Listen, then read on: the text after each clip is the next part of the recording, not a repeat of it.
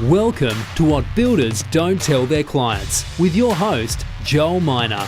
Listening to the show, you'll learn how to avoid the unnecessary pain and avoidable costs that commonly occur in the building and renovating process. Joel will also inspire you with his knowledge, experience, and ideas on how to make your home a place to suit your lifestyle for years to come. Hello and welcome to another week.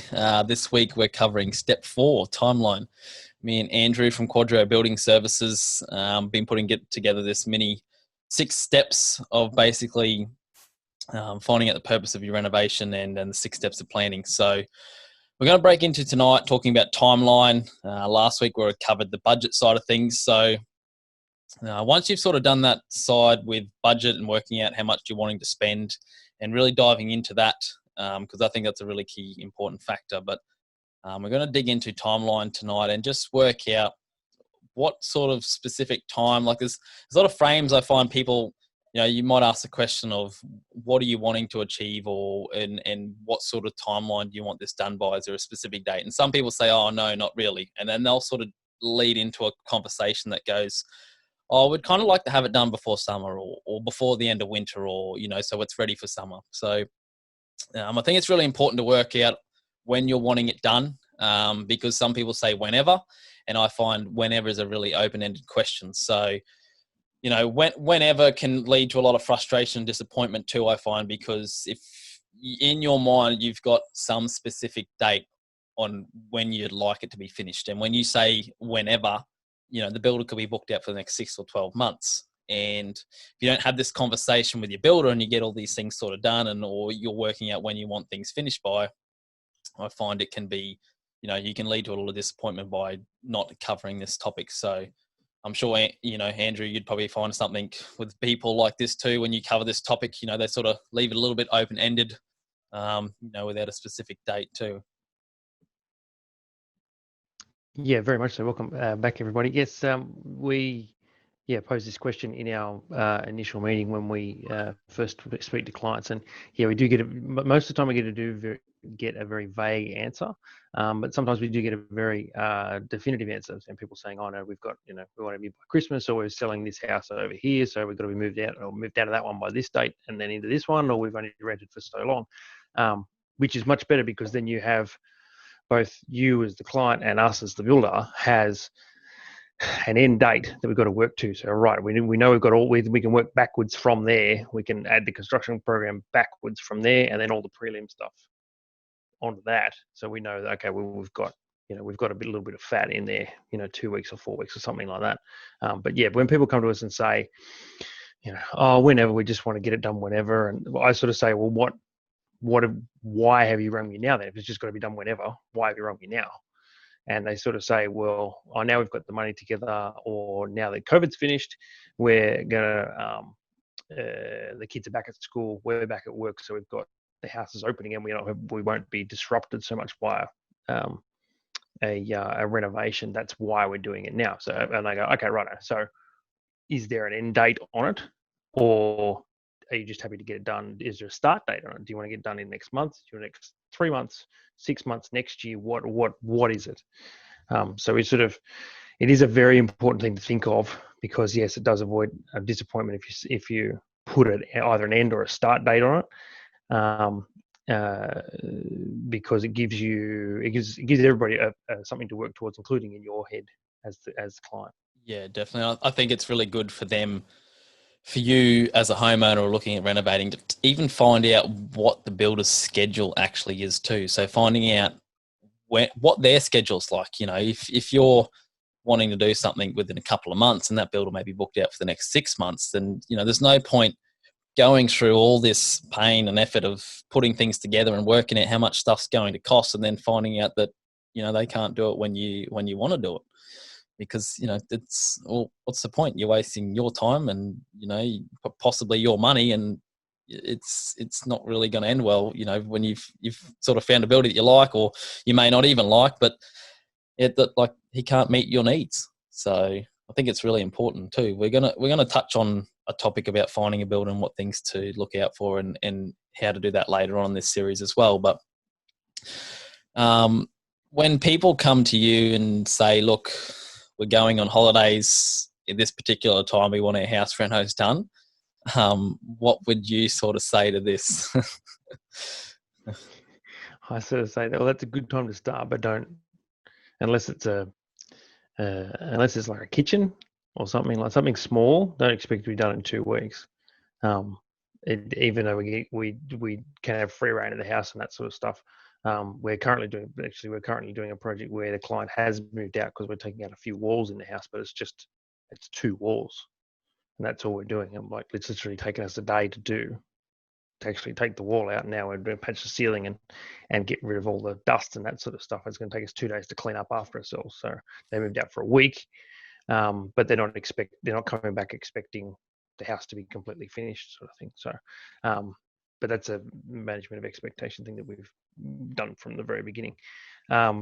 So people that want to get done on holidays, the first thing is how long's your holiday? Is it going to be 6 months or is it going to be 2 weeks?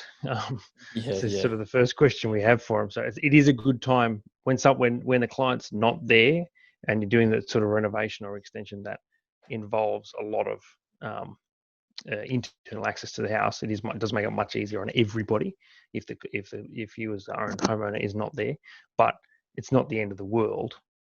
And if you're deciding to go on holidays you're going to go in 4 weeks time and you've got 3 months of planning, you haven't got design plans, you haven't got accounts or anything, you've got 3 months of planning in front of you, it's not going to happen. And I guess a lot of people don't understand the process of how long things are going to take, because I talk to a lot of people like, oh, well, can we start with the next 2 or 3 weeks? And they'll go, and you go, well, can we pull the horses back? This is how long this sort of process takes. Like you've got the planning and designing stage, you've got getting your quote or proposal together. And then, you'll probably have 2 or 3, maybe 4, 5 run-throughs with that, adjusting things and tweaking things to suit your needs and your budget, and working out what's going to fit within your budget. And then also, by the time you've got that sorted, you've got to get through council, get the approvals and get all this. So I guess a lot of people aren't aware of how long a process, regardless big or small. Obviously, the bigger the project, the bigger the planning and process and everything behind the scenes goes on. But even, whether they're doing a patio or a complete house renovation, the same sort of concept applies, doesn't it? Yeah, for sure. Yeah, especially if you've got if it's a very small renovation, then it might be a bit different. But yeah, if you're putting a deck on, you're putting a patio on, or you're doing a big extension, 200 or 300 square meter extension or something like that, and renovation, the process still takes a similar amount of time, because it takes, I usually tell people it'll take from our initial meeting and our initial, we're going to go ahead with a proposal and doing design sort of stuff. It takes usually 2 weeks for my architect to come back to us with as-built plans, another week for the first design. Then there's usually about a week or a few days between us getting the design and us meeting again to talk about the design and the changes you want to make. Then it's going to go back to the architect for another few days, depending on how many changes. If you make major changes, it could be another week or 2. So that could happen 3 times or 4 times. Usually it happens like I don't know. I think the system's pretty good and we're pretty fortunate. Usually it's the second or third concept that people are pretty happy with, sort of 99% happy with, maybe a tweak here and there. They want to move a window or whatever. So then we can go to the next step in the planning in terms of preliminary building, which is engineering and bushfire reports and environmental wastewater management reports, that sort of stuff, depending on where you are and that sort of gear.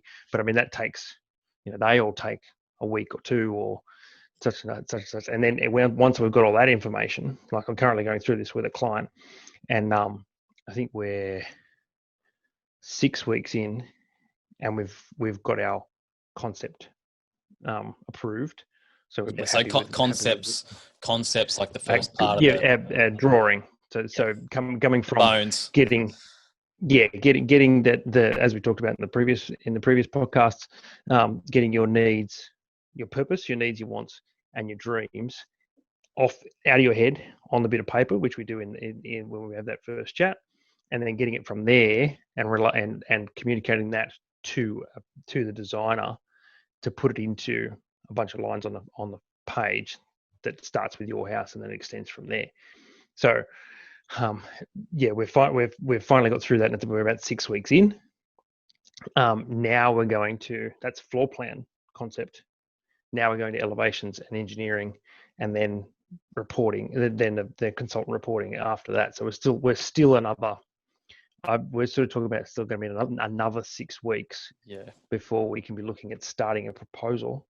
And from my end, for having all the information of starting a proposal, it's a big job, but for starting a proposal at my end, and then once we get to that, and we're happy, once we get to a first proposal, then we've got to review it and stage it and all this sort of stuff. So I think we're still sort of at least 8 weeks, 10 weeks away from where we could be submitting to council, and then we've got to go to council. Yeah, definitely. And that, I know the job you're talking about, it's a massive job too. So, it is a big job, but the process is still the same.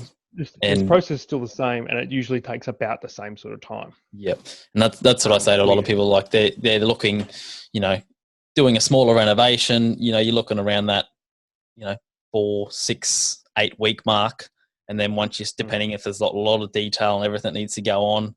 I'm doing a similar, not similar to what you're doing, but another big project I've been working on lately, and we're probably into about the 5 week mark, and we've only just got finalised plans and just started putting the proposal together. So. You're looking, I say a lot of people look that planning stage, you're really looking 3 months by the time you get the start of the project. Think about doing something till you're getting through to basically a proposal where you can sit there and go, all right, where do we want to go now? And, council approval and whatnot as well. Yeah. And usually like 99% of the time, once we get to that, not 99% of the time, maybe 75% of the time, when we get to that submission of the first proposal, people go, oh no, we can't spend that much, and then you're going back to the designer, taking stuff out to get back down to a budget. We've had clients before. It happens on almost every job. We've had clients we've come up with designs for that have been 3 times their budget, because that's what's on the list. And then we go back through and prioritize the list again after doing it the first time and really work out what it is. And then we start taking things out, extra bathrooms and extra powder rooms and, this and that, whatever, to get back down to a budget that they can work with for the time, for that point in time. And I think that goes back to that step 3 of going back to your budget and really, really analysing what's important and how much you can actually afford and what you're comfortable with spending too, because that will ultimately determine what you're going to get really in it. So 100%. And why the prioritizing of your needs and wants and dreams list is very, very important. Definitely. You've got to start. This is start there, and then move from there into your budget, and then that that dictates your design. That'll dictate the length of your timeline, that sort of stuff. Yeah, definitely. Yeah. So that's step 4 of this week. So timeline. It's a pretty important factor too. So just checking in, seeing how busy your builder is, what their availability is, and also actually understanding the process of what goes on through the designing, building, quoting stage of things, so you can get an understanding of things just can't happen in a couple of weeks. So this is the big key factor: planning, preparation, getting all these things right to making sure that when the project does go ahead, things are going to run quite smoothly. So next week, we're going to break into some inspiration and ideas. So if you're still looking for ideas and inspiration while you're sort of going through these steps, me and Andrew will start chatting about where you can start to find these sort of things, what you can go look for, what's the best way to communicate this with a builder or designer, and you can share your ideas so you can sort of give the person you're trying to explain it to a better idea of what they're after. So I'm Joel from Refined Space Constructions, and we've got Andrew from Quadrio Building Services. So we'll see you next time. That's it for this week's episode of What Builders Don't Tell Their Clients, brought to you by Refined Space Constructions. Don't forget to join us next week for another episode. Thank you for listening.